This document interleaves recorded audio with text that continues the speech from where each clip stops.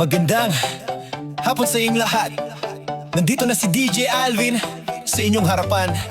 Handa na ba kayo sa saya, kwentuhan at musika? Ito ang afternoon drive. Tara na! Sa kalsada, mano sa opisina, kasama ninyo kami. Sa bawat sandali may balita, kwento at tawanan. Sa afternoon drive. Hello world, hello Philippines, hello Luzon, Visayas, and Mindanao. Welcome sa Winford Hotel Manila, and this is King and Queen Model World Philippines Season 3 2026. My name is DJ Alvin, always from EuroTV Philippines Entertainment. And for now, kasama ko ang isa sa mga candidates ng King and Queen Model World, mga kasikat. Hello girl. Yes, kamusta ka naman? I'm doing good naman. So bago ang lahat, can you please kindly introduce yourself sa ating mga online viewers? Hello, I'm Mia Alojayu de los Reyes from Balayan, Batangas, Miss President Model World Philippines. Yeah. Ilang taong ka na ate? 14 years old. 14 years old. And you are from Balayan, Batangas, Yes. right? Uy, magkita-kita tayo sa Batangas this coming July 11. Andyan po ako sa SM Lipa. See you there. Ayan, so may gusto ka bang i-shout out muna sa ating mga call-in viewers or your friends, relatives, classmates? Take it away. So, all my supportive family and friends, hi out there. Ang tipid niya magbumati. Mukhang mahihain pa si, what's your name again? Mia Alojayu. Mia. Uy, parang yan ba ay member ng Bini? Bini Mia. Ay, Bini Mika pala yon, sorry. Ayan, so nire-relax lang kita para at least mawala yung kaba. This is your first time sa mga pageant or marami kang mga sinasalihan ng mga pageant maliban dito? Second time po. Oh, dito sa Di Milan Stylist Philippines, is this your first time? Yes. Yeah. So anong pakiramdam? How do you feel? Overwhelming po, Mhm. especially this is a national pageant. Yes. At iba talaga ang Team La Stylist Philippines pagdating sa mga pageant talaga.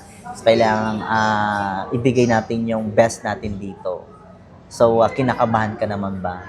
Slight lang po, pero I have to enjoy this. Oh. And just one question muna tayo. Sa tingin mo ba, Mia, ikaw ba ang karapat-dapat na manalo ngayong araw? At bakit? Why not po? Kasi with all the hard works and trainings and practices po na ginawa namin during preparation po, I think I am capable of winning the title po. So, paano mo pinaghahandaan itong pageant na to? Nag-work po kami ng mga practices, workshops, and trainings po for preparation ng pasarela po and all the costumes po.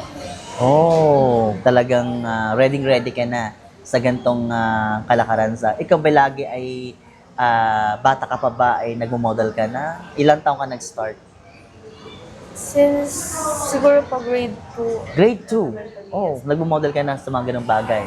Sumasali ka ng sa mga school pageant, gano'n. Yes po. Pinapanlaban ka na ng mga nanay mo. Yes. Ito ba'y kagustuhan ng nanay mo o kagustuhan mo?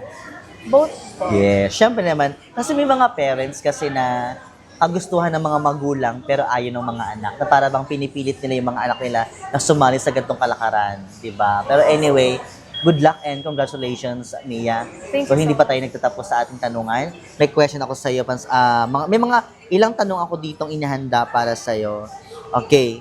So, bilang isang kababaihan, Miss Mia, ano ang mensaheng nais mong ibahagi sa mga kabataang tulad mo? So, all women out there po, don't let other people's opinion get into you. Kasi, hindi lahat ng bagay ay nababase sa kanila. It's your own way kung paano mo mailalabas yung sarili mo.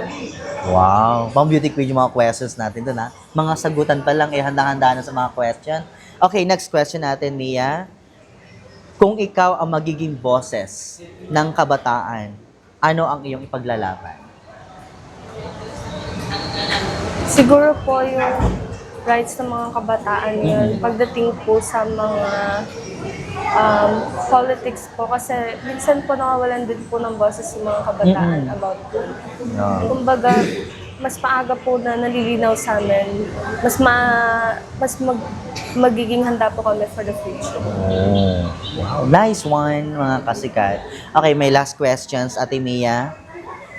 For today's event, the King and Queen Model World Philippines 2026 Season 3, bakit dapat kang maging susunod na title holder? I know it is a big responsibility to win the title. For me, I think I'm capable of winning the title because I know to myself that using my voice, I can empower others. And I know to myself that I define my own true value. And I can also share it to other women out there. Okay, Mia, may gusto ka bang pasalamatan sa mga ating ka-online viewers? At sino-sino ito? To my nanay and tatay po and my lolo and lola who support me, I would not be here without your love and support. Yes. Do you have any social media account to promote para alam ng mga followers mo or mga fans mo kung saan kanila ipa-follow or hagilapin para malaman nila yung mga kaganapan mo? Yes, you will search on Facebook po, Mia Alodia. Yes. So, ano naman ang gusto mong sabihin sa Di Mela Stylist Philippines, especially to the organizer of this event, Miss Annabel Balala? Do you have any message for her? I just wish to enjoy this moment and I hope that magiging successful po yung event ko. Yes, thank you so much, Mia, and congratulations in advance. Sana mauwi mo yung crown at proud to be Batanggenyo, tama ba? And good luck. Maraming salamat and congratulations once again. Thank you po. Thank you. Okay.